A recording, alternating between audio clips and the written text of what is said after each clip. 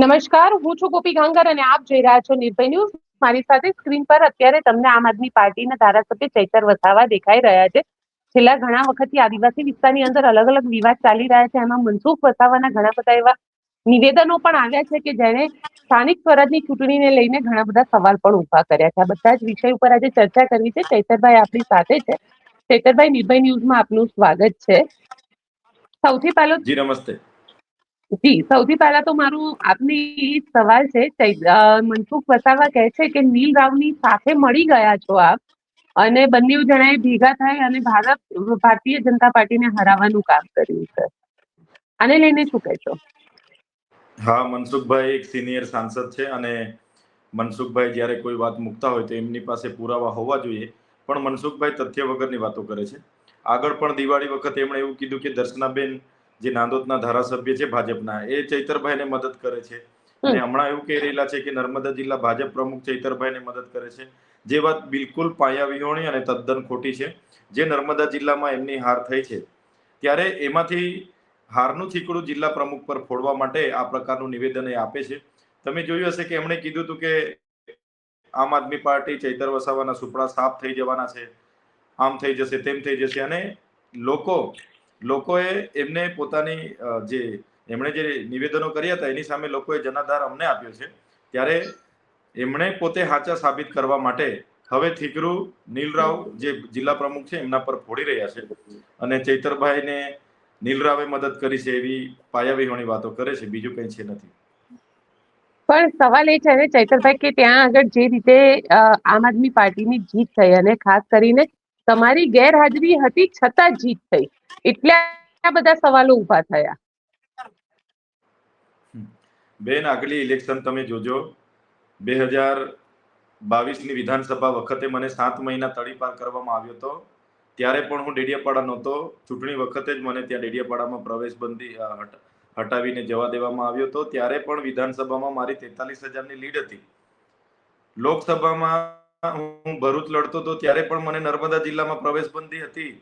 ત્યારે પણ હું છેલ્લા દિવસે જ આવ્યો હતો. ત્યારે પણ મારી વિધાનસભામાં 1,18,000 મત મળ્યા હતા. મનસુખભાઈને 58,000 મત મળ્યા હતા. તારે બી મારી 60,000ની લીડ હતી. આજે પણ નર્મદા જિલ્લામાં મને છેલ્લા દિવસે પ્રવેશ કરવા માટે નામદાર હાઈકોર્ટે પરવાનગી આપી, પણ ત્યાંના લોકોએ જે અમને સહકાર આપ્યો છે એના એ સહકાર અમને 3 ચૂંટણીઓમાં મળ્યો છે. આ કઈ પહેલી વહેલી વાર નથી. અને મનસુખભાઈ સારી રીતે જાણે છે કે ડેડિયાપાડાની જનતા ચૈતર વસાવા સાથે છે. નરેન્દ્ર મોદી ડેડિયાપાડામાં આવતા હોય છતાં 10,000 પબ્લિક પ્રોપર ડેડિયાપાડામાંથી નેત્રંગ અમારા પ્રોગ્રામમાં આવતી હોય તો એ જ બતાવે છે કે જનતાનો પ્રેમ અમારી સાથે છે, જનતા અમારી સાથે છે, અને આ જીત એ જનતાની જીત છે. એમણે જે લોકોને 30 વર્ષ દરમિયાન જે વાયદા વચનો આપ્યા હતા ખોટા, એ ખોટા પડ્યા છે. ત્યારે આજે જનતા અમારી સાથે છે. પણ તમને એવું લાગી રહ્યું છે કે ક્યાંક ભારતીય જનતા પાર્ટી જે હાર આવી એ હારને પચાવી નથી શકી, અને એટલે જ અંદરના ઝઘડા જે છે એ બહાર આવી ગયા છે? હા, મને ચોક્કસ લાગી રહેલું છે.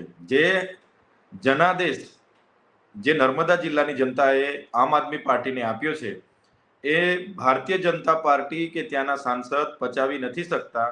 એટલા માટે એ લોકો અંદર લડાઈ રહેલા છે અને અંદર એકબીજા પર થીકડું ફોરી રહ્યા છે. સાંસદે પોતે જવાબદારી લેવી જોઈએ. નીલરાવ તો જિલ્લાના ભાજપના સંગઠનના પ્રમુખ છે. તમે તો 30-35 વર્ષથી સાંસદ છો. તમે ગામડે સભાઓ કરી, તમારા ધારાસભ્ય, તમારા મંત્રી, તમારા ડેપ્યુટી મુખ્યમંત્રી, તમારા મુખ્યમંત્રી, તમારા બધા જ લોકો ત્યાં આવીને સભાઓ કરી ગયા. તો તમે એક વ્યક્તિને શું કરવા જવાબદાર ઠેરવો છો? બધા જવાબદારી સ્વીકારો અને લોકોના સારા કામ કરવાના પ્રયાસ કરો. તમે એકબીજાના દોષારોપણ કરીને જે હારનું થીકરું ફોરવાના પ્રયાસ કરો છો એ તો વ્યાજબી નથી. પણ જનતા સારી રીતે જાણે છે, અને જનતાએ તો એમને આ ત્રીજી વખત જવાબ આપ્યો છે અને આવનારા દિવસોમાં બી જવાબ આપશે. એટલે આ હારનું થીકડું ફોડવા માટે આ પ્રકારના નિવેદનો કરતા હશે એવું મેં માનું છું. કારણ કે અત્યારે એક વિષય ખૂબ ચર્ચામાં આવ્યો છે, અને એ છે ભારતીય જનતા પાર્ટીના કરજણના જે ધારાસભ્ય છે અક્ષર પટેલ, અને એમના દીકરા ઋષિ પટેલ, એને આદિવાસી યુવક જે એમના ઘરે કામ કરી રહ્યા હતા તેમને ઢોર માર માર્યો છે. તેમના ઉપર ચોરીનો આરોપ છે. જ્યારે આ આદિવાસી યુવકો પોલીસ પાસે જાય છે તેમની ફરિયાદ નોંધાવવા માટે, અને ફરિયાદ પોલીસ નથી લઈ રહી. આને લઈને હવે તમે લોકો શું વિચારી રહ્યા છો?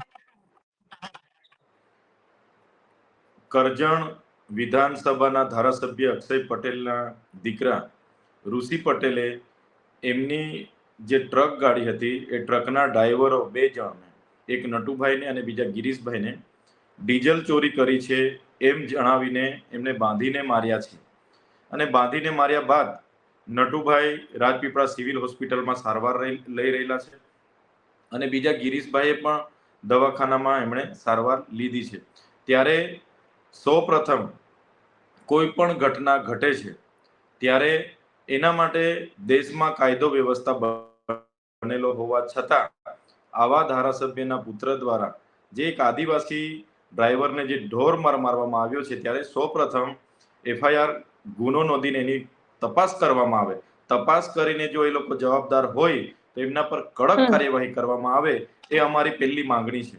બીજું, પોલીસ આજે આટલા દિવસો થયા છે છતાં પોલીસે કાયદેસરની કાર્યવાહી નથી કરી.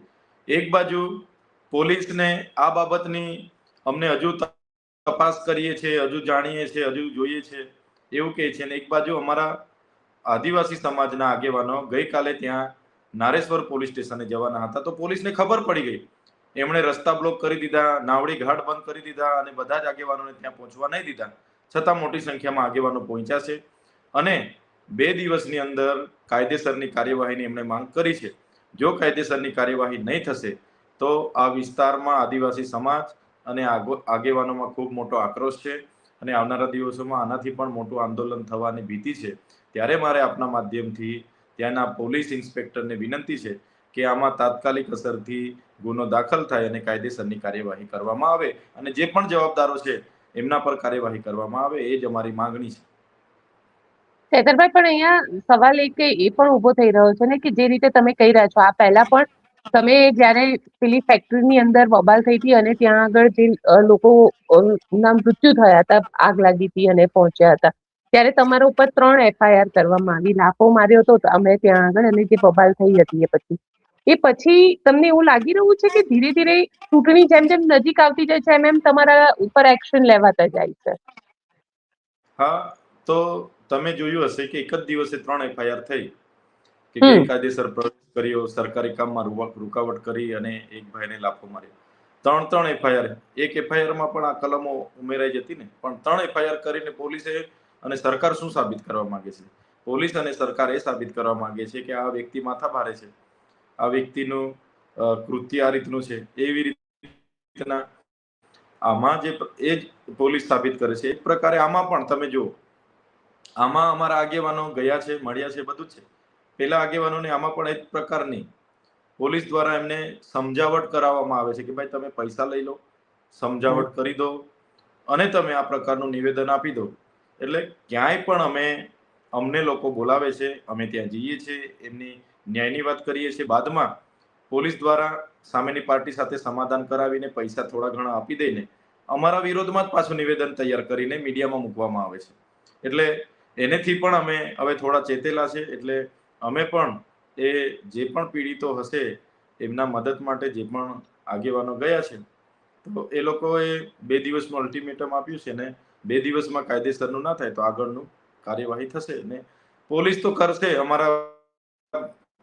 અમારા બધા જ આગેવાનો પર કરે છે. હમણાં છોટાઉદેપુરમાં જિલ્લા પ્રમુખ પર એફઆઈઆર કરી, એવી રીતના બધી જ જગ્યાએ કરે છે ને. એ તો ચૂંટણીમાં એમણે ખૂબ મોટો ભાગ ભજવ્યો છે, જે આખી ગુજરાતની જનતા જાણે છે કે પોલીસે ભાજપના એક એજન્ટ બનીને આ ચૂંટણીમાં કામ કર્યું છે, અને આવનારા દિવસોમાં પણ કરશે. પણ જે દિવસે જનતા જાગી જશે એ દિવસે પોલીસને જવાબ મળી જવાનો છે.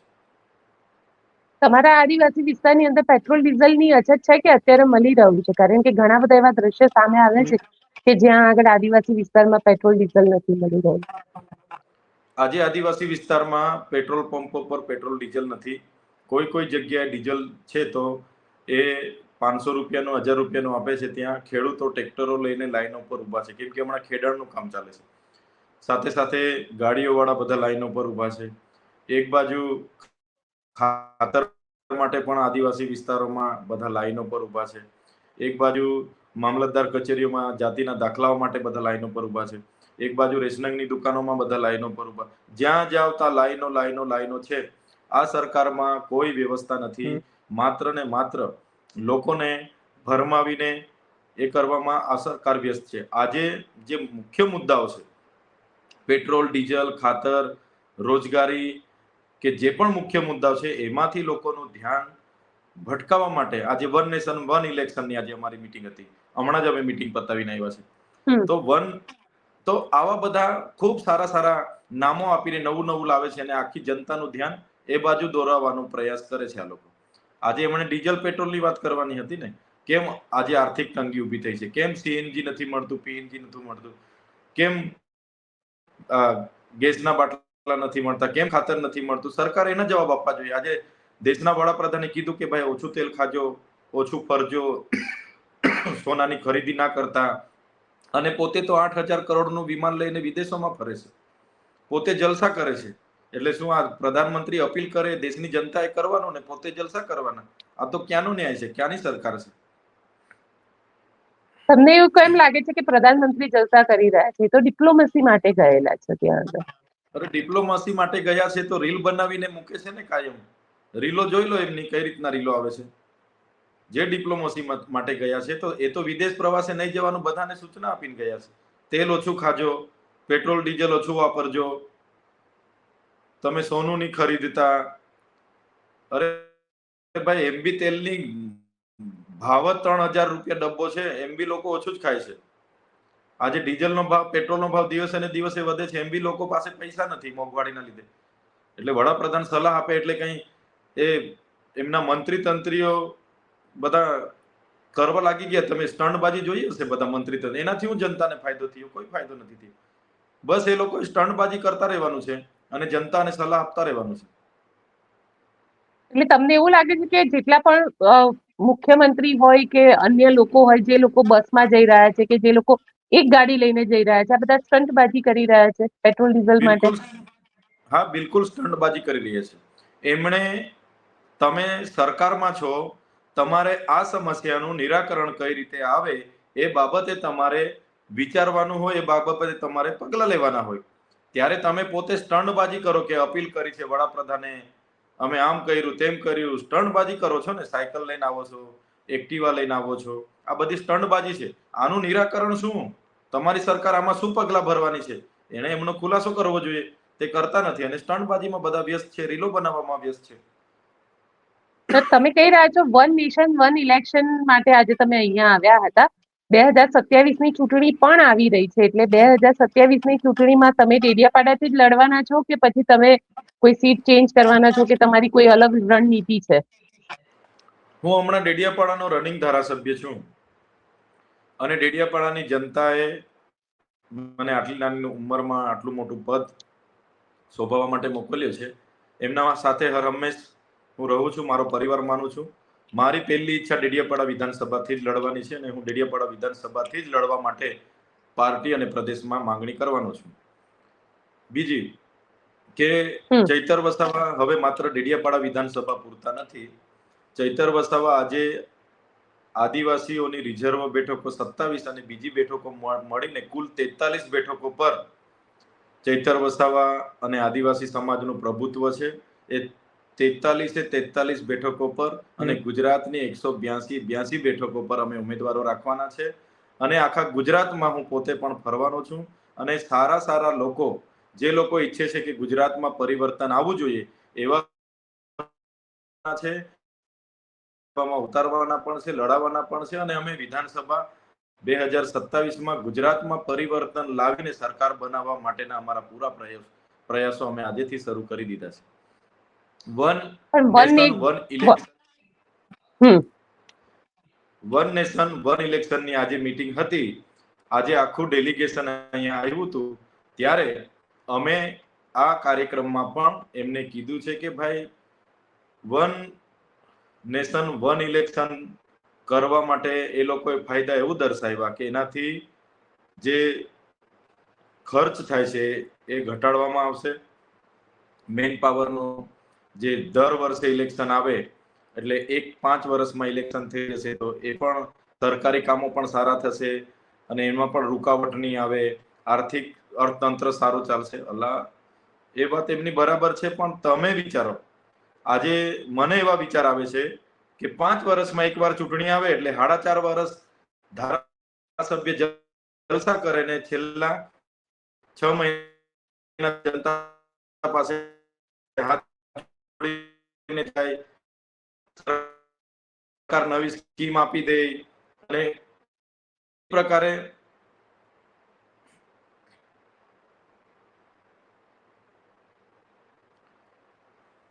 આજે વન નેશન વન ઇલેક્શનની જે મીટિંગ હતી ત્યારે એમણે કીધું કે દર વર્ષે ઇલેક્શનો આવવાથી બજેટ પર ખૂબ મોટો બોજો પડે છે અને સરકારી કામ થતું નથી, ઠપ થઈ જાય છે અને અર્થતંત્ર પર અસર થાય છે.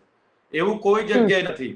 દેશમાં આજે ઇલેક્શન પાછળ 0.01% ખર્ચો થયેલો છે અને એટલો તો લોકશાહી છે, લોકતાંત્રિક ઢબે ચૂંટણી થાય તો થવાનો છે. હવે બેન, આ લોકો એવું કહે છે કે બધી ચૂંટણી એક જ દિવસે કરવાની. એક રાજ્યમાં એક ચરણમાં ચૂંટણી નથી થતી, એક રાજ્યમાં 5-5 તબક્કે ચૂંટણી કરે છે આ લોકો, ને આખા દેશની ચૂંટણી લોકસભાની અને વિધાનસભાની એક સાથે કરવાની મોટી મોટી વાતો કરે છે. તમે વિચાર કરો, આપણી પાસે ગુજરાતમાં જે બૂથો છે, બૂથો પર આપણે જો ચૂંટણી કરવી હોય તો એક ઈવીએમ મશીન હોય, એક વીવીપેટ મશીન હોય, એક કંટ્રોલર મશીન હોય, તો એક લોકસભાનું મશીન મૂકો, એક તમે વિધાનસભાનું મૂકશો, એક તમે જિલ્લા પંચાયતનું મૂકશો, એક તમે તાલુકા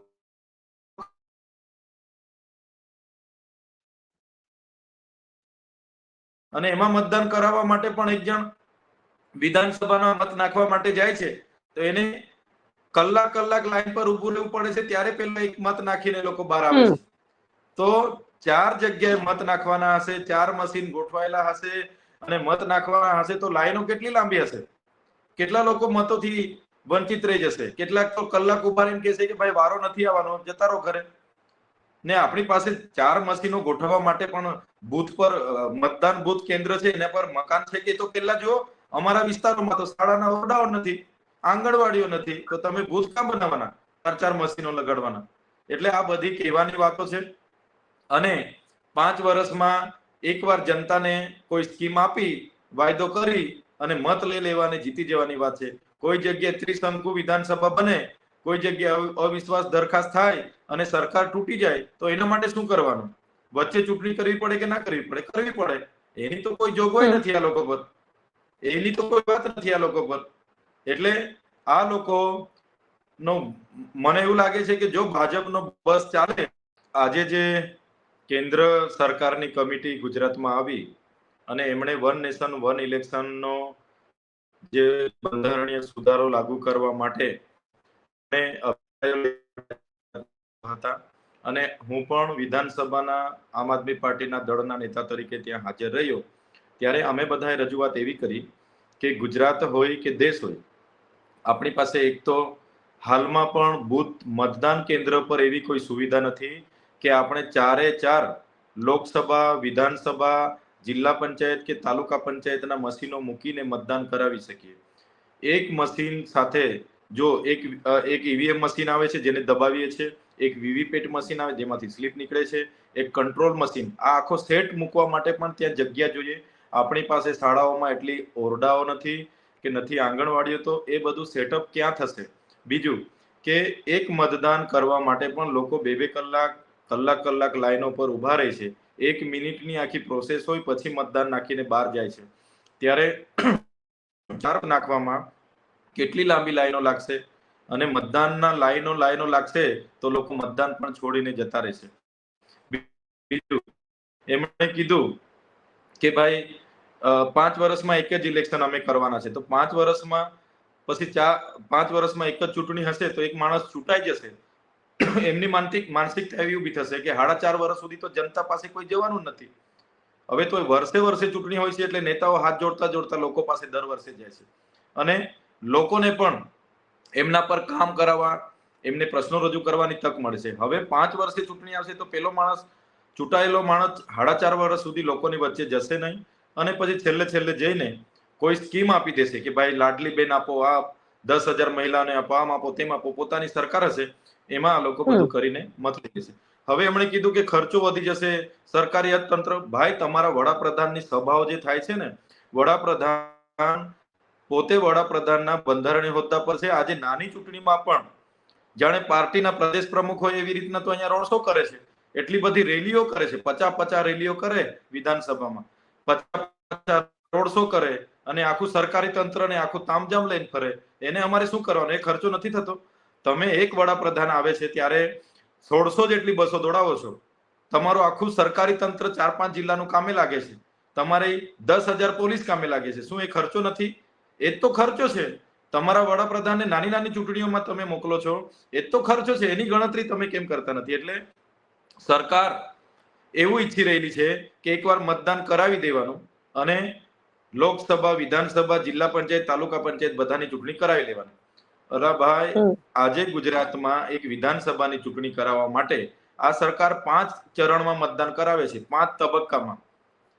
તો તમે આખા દેશમાં એક સાથે કઈ રીતની 4 ચૂંટણી કરાવવાના છે મને સમજાતું નથી.